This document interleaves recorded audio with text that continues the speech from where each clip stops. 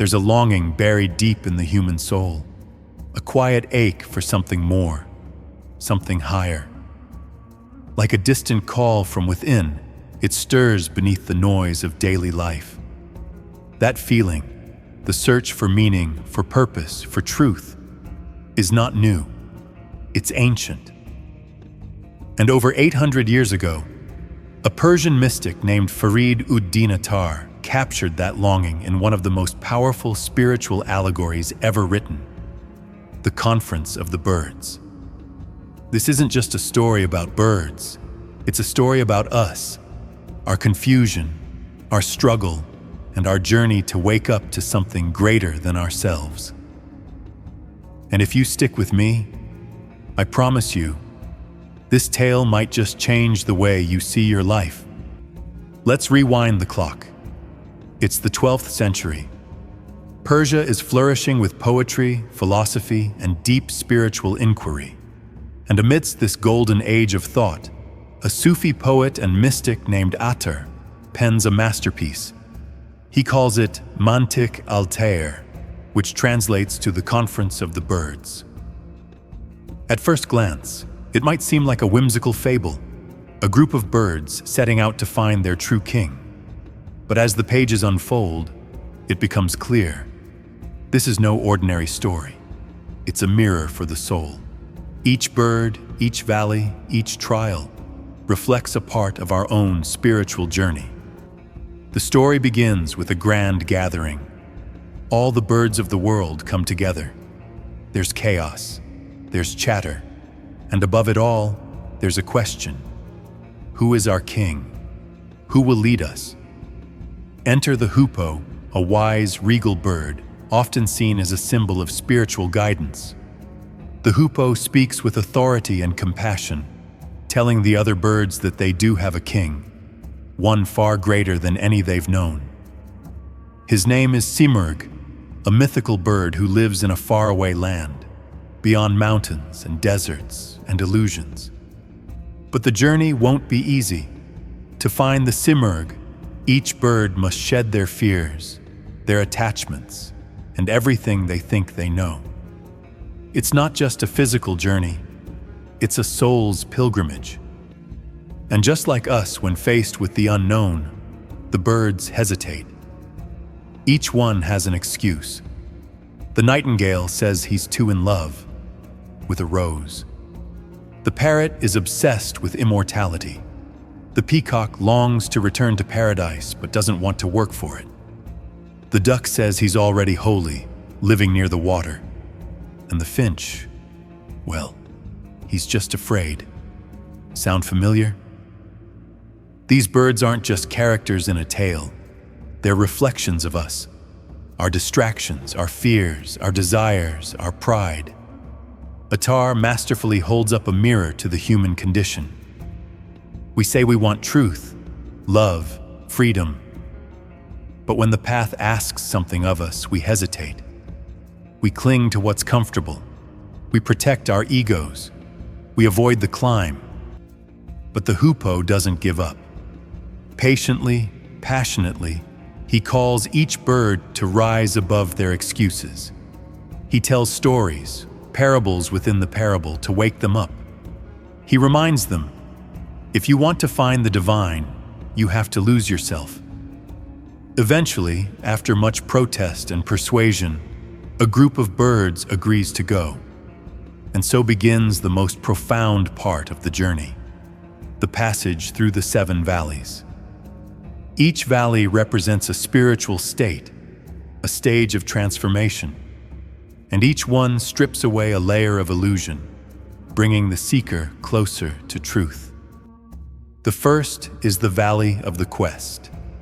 Here, the birds, and us, through them, learn what it means to truly seek.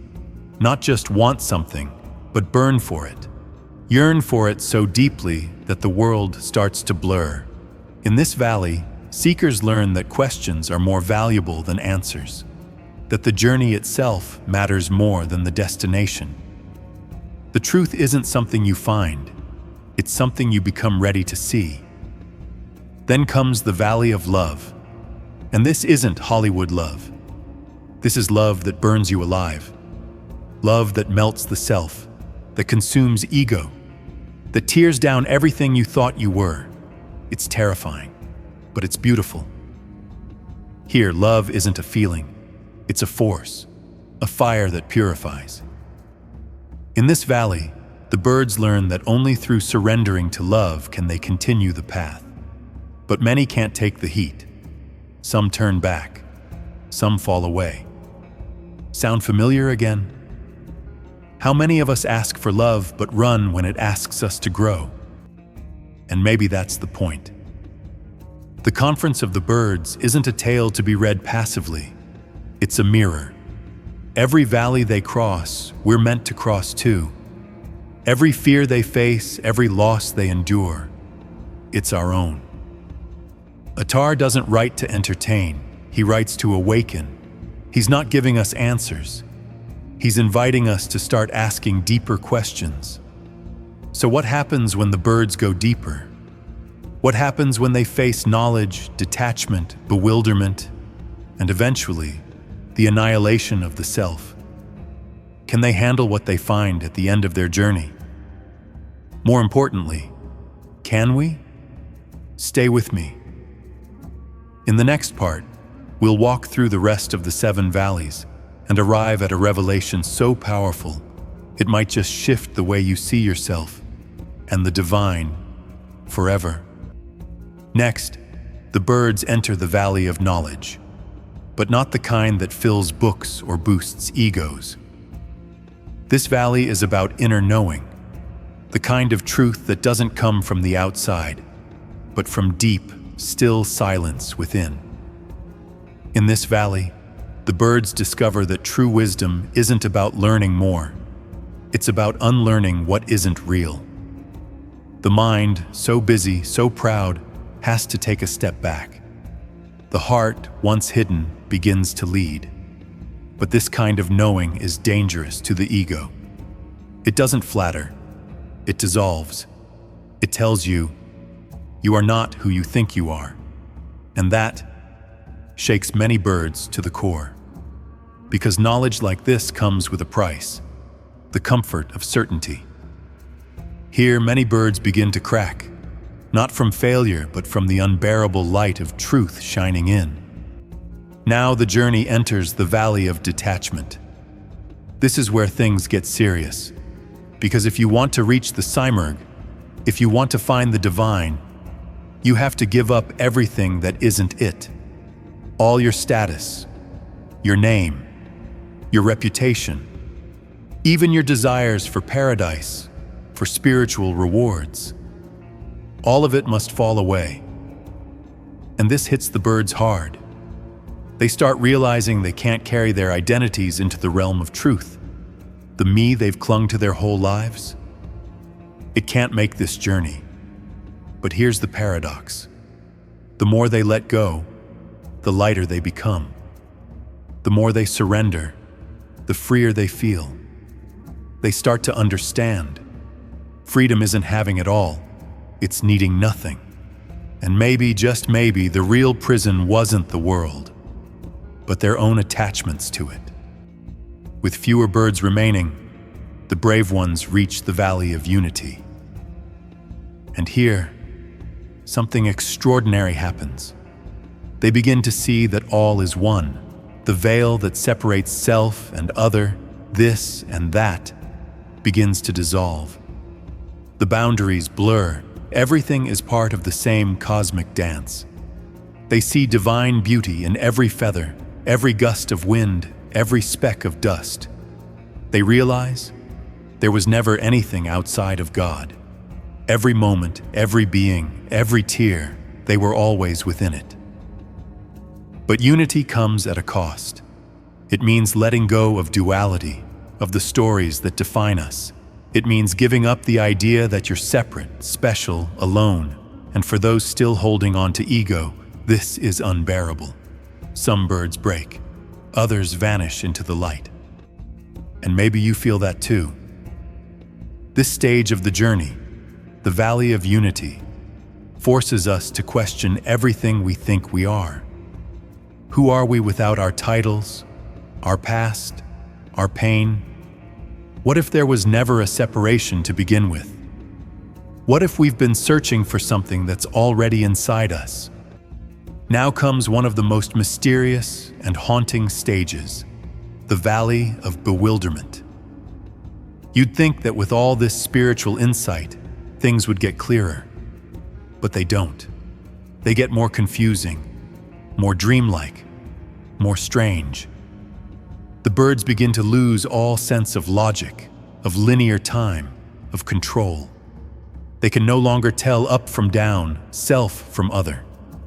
They realize that the divine isn't a neat formula. It's wild. It's infinite. It can't be boxed. And in this valley, they don't feel enlightened. They feel lost. But it's a sacred kind of lostness, a holy bewilderment. Because now they finally understand. The divine can't be understood. And maybe that's the greatest understanding of all. Finally, the few remaining birds reach the most terrifying, most sacred place of all, the Valley of Annihilation. This is where the self dies, not physically, but spiritually. The ego, the I that says me, mine, I am, is shattered. Here, there's no bird, no journey, no seeking, only silence, only presence, only the vast, boundless ocean of being. Most birds don't make it this far. It's too much, too raw, too real. But for the 30 who do, the 30 who surrender completely, something miraculous happens. They arrive at the home of the Simurgh. But there's no grand being waiting, no golden throne, no booming voice. Instead, they look around, and all they see is each other. Confused, they look again, and what they realize stuns them. They are the Simurgh. All 30 of them together. Simurgh in Persian means 30 birds. It hits like lightning. The king they were searching for wasn't someone else. It was their own essence, reflected back at them after a long, painful, beautiful stripping away of illusions. The divine wasn't out there. It was always within. The journey wasn't about finding God. It was about remembering that they were never separate from God in the first place. And maybe that's true for us too. Maybe the answers we've been chasing through careers, relationships, titles, even spirituality aren't out there. Maybe they live within the silence behind our thoughts, in the space between our fears, in the quiet knowing that we are already whole. The Conference of the Birds isn't just a Sufi poem. It's a roadmap for awakening. It doesn't tell us what to believe. It invites us to see, to remember what we already are. But you don't have to walk through 7 valleys to begin. You just have to pause, listen, and ask yourself, what am I really seeking? And more importantly, who is the one that's seeking? So what happens after the birds realize they are the Simurghs? There's no fanfare, no grand celebration, just a sacred, silent understanding that everything they endured, the doubts, the losses, the valleys, the pain, was never about reaching something outside themselves. It was about returning to the truth they had forgotten, returning to the oneness they always were, returning to the essence that can't be named but is felt in every breath, every moment of stillness, every crack in the armor of ego. Attar ends the poem not with answers, but with presence, with silence. Because once you arrive, what is there left to say? And maybe that's the most powerful ending of all. You don't have to be a mystic, a monk, or a poet to walk this path. You just have to wake up. To notice that much of what you've been told about who you are is a story, not the truth. We're all birds on a journey, Each of us carrying wounds, dreams, fears, and longings. Each of us searching for love, for freedom, for meaning. Some of us get stuck in the valley of the quest, always searching but never still. Some drown in the valley of love, afraid of the fire. Others stay too long in knowledge, getting caught in the mind. And many of us never reach detachment, too tethered to comfort and control. But every step you take toward truth, every honest moment, every brave letting go, brings you closer to what the birds discovered. You are not broken. You are not missing something. You are not separate from the source. You are the Simurgh. So now the question turns to you. What valley are you in? What fears or distractions are holding you back? Are you clinging to an idea of who you should be? Or are you ready to let that image die so something greater can be born? This isn't about religion. It's about awakening. It's about peeling back the layers of noise, of shame, of false identities, and standing in the naked brilliance of your true self. You don't need a map. You are the path. You don't need to find the divine. You're breathing it, living it. You just forgot. But the good news is, you can remember.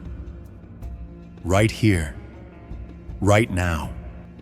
When Farid Attar wrote this poem, he wasn't just writing about birds. He was writing about you, about me, about all of us. And centuries later, his words still ring true. Because the human soul is timeless, the hunger for truth is eternal, and the invitation to awaken is always open. So let this story sit with you. Let it echo in the quiet corners of your day. Let it whisper through your distractions, through your doubts, through your rushing. And when you're ready, really ready, start your own journey. Not out there, not towards something else, but inward. Because the greatest journey you will ever take is the one that leads you back to yourself. If this story moved you, even a little, then it's already working. It's already knocking on the door of your heart. You don't have to have it all figured out. You just have to be willing to listen, to feel, to be curious, and maybe to take one small step toward the unknown. Because on the other side of that fear, that doubt, that valley, is the truth of who you've always been. The Simurgh, the seeker, the soul on fire. Thank you for walking this journey with me.